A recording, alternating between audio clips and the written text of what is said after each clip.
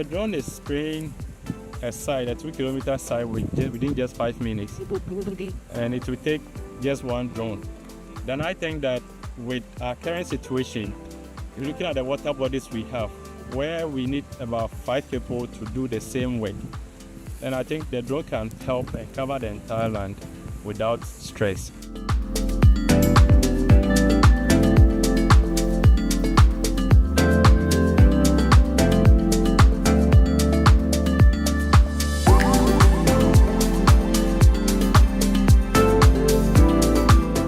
This pilot is exciting for us because we are hoping that the lessons learned from this pilot will complement ongoing operational challenges with our routine larval source management.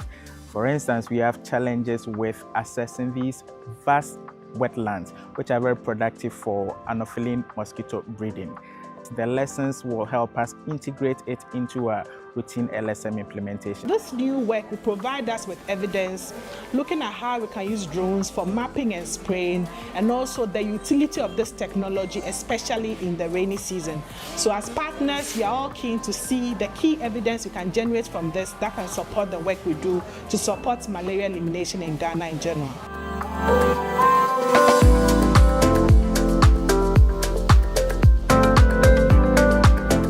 Implementation research is the scientific study of methods to promote the uptake of research fundings and other evidence-based practices into routine practice. In the context of drone-enabled malaria vector control, it is expected to turn a proven technology in an effective routine public health tool by ensuring real-world adoption, including feasibility, community perception and acceptability, cost effectiveness and sustainability.